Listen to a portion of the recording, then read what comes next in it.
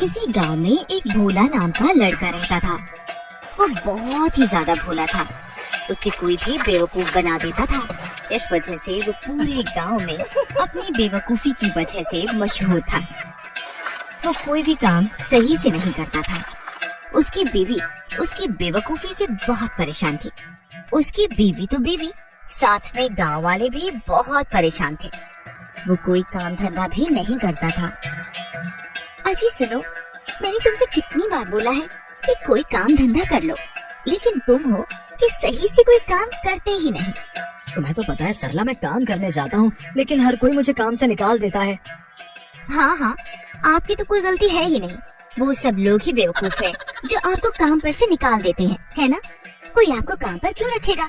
जहाँ जाते हो वहाँ पर सारे उल्टे काम जो करते हो, तो कोई भला आपको क्यों नौकरी देगा अपने यहाँ?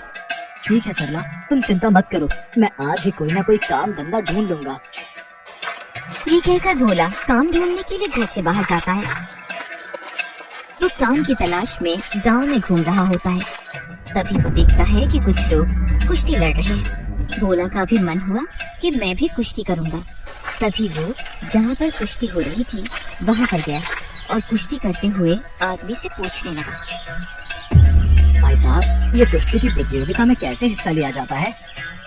ये कुश्ती किसने करनी है? तने करनी है कि तने कुश्ती के बारे में कुछ मेरा भी है? तू तो मर गिल्ला सा है, तू करेगा क्या कुश्ती? सुनील जोर जोर से हंसता है और वहाँ पर खड़े 4-5 लड़के भी जोर जोर से हंसते हैं। सुनील भाई, मैं कुश्ती करना चाहता हूँ, आप मुझे बता दो कि ये कुश्ती के प्रतियोगिता में हिस्सा लेने के लिए क्या करना होगा? अरे ठीक से, अब तू इतना पूछ ही रहा है तो मैं तने बता ही देता हूँ कि तने क्या करना से। अब सुन, तू अगर ये प्रतियोगिता में हिस्सा लेता है तो तू अगर जीत जाता है तो तने सरकार की तरफ से बहुत अच्छा इनाम और सर्टिफिकेट मिलेगा। फिर तू सर्टिफिकेट न लेकर कहीं भी कुश्ती लड़ सके है। भोला को ये सब सुनकर बहुत अच्छा लगा और वो सोचने लगा कि मैं भी इस प्रतियोगिता में हिस्सा ले लेता हूँ, जिससे सरला भी मेरी सबसे तारीफ करेगी और पूरे गांव में सब लोग मेरी वाहवाही करेंगे। ठीक है सुनील भाई, मैं भी इस प्रतियोगिता में हिस्सा लूंगा और इनाम जीतूंगा।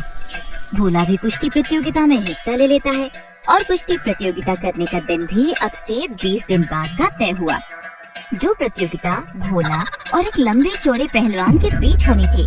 भोला जोश जोश में तो कुश्ती प्रतियोगिता में हिस्सा ले लेता है, लेकिन उसे कुश्ती के बारे में कुछ भी नहीं पता होता है।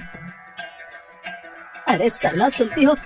देखो आज मैंने कितना अच्छा काम किया है। 20 दिन बाद तुम भी मेरी तारीफ करोगी।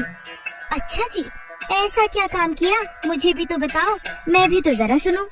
अरे सरला, ये देख, मैंने कुश्ती प्रतियोगिता में हिस्सा ले लिया है। हाँ? क्या क्या क्या? दोबारा बोलना जरा, किस प्रतियोगिता में हिस्सा लिया है तुमने? अरे सरला, मैंने कुश्ती प्रतियोगिता में हिस्सा लिया है। ले तू भी देख, मैंने तो फॉर्म भी भर दिया है। तुम्हारा तो सच में दिमाग खराब है, जो कुश्ती में हिस्सा ले लिया। तुमको पता भी है कि कुश्ती में क्या होता है? अरे हाँ सरला, मैं सुनील भाई से यही पूछना भूल गया। वैसे तुझे पता है कि कुश्ती प्रतियोगिता में क्या होता है? हे भगवान, किस बेवकूफ से मेरी शादी करवा दी।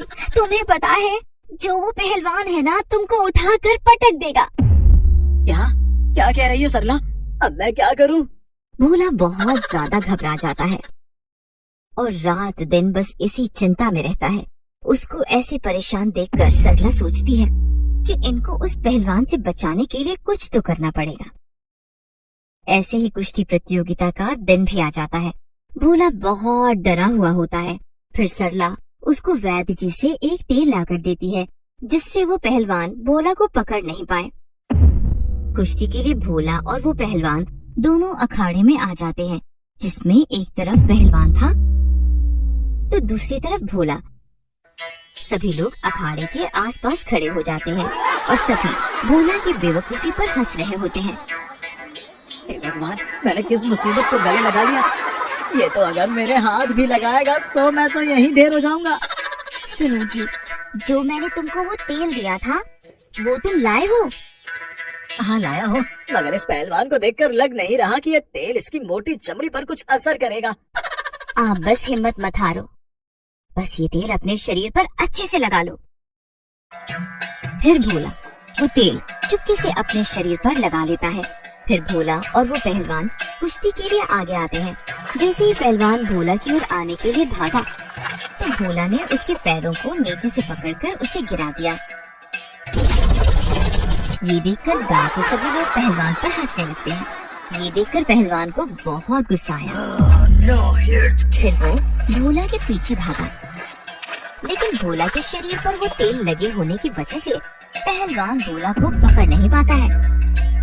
फिर भोला ने अखाड़े में से कुछ मिट्टी उठाकर पहलवान की आंखों में डाल दी और पहलवान घबरा गया। पहलवान फिर भोला को पकड़ने आया तो भोला ने उसके सिर पर चढ़कर उसकी गुदगुदी करने लगा और इस तरह भोला से परेशान होकर पहलवान अखाड़े से बाहर हो गया और फिर भोला ये कुश्ती प्रतियोगिता जीत गया। फिर सब गाँव वाले भोला की वाहवाही करते हैं। भोला फिर समझ जाता है कि कोई भी काम जोश जोश में नहीं करना चाहिए। धन्यवाद सरला, अगर तुम आज मेरी मदद नहीं करती तो पता नहीं ये पहलवान मेरा क्या हाल करता। मैं आज के बाद कभी कोई काम बिना सोचे समझे नहीं करूँगा। अरे जी, अगर मुसीबत में मैं आपकी मदद नहीं करूँगी तो फिर कौन करेगा? उस दिन के बाद से भोला कोई भी बेवकूफी वाले काम नहीं करता है। फिर वो दोनों पति पत्नी खुशी से रहते हैं।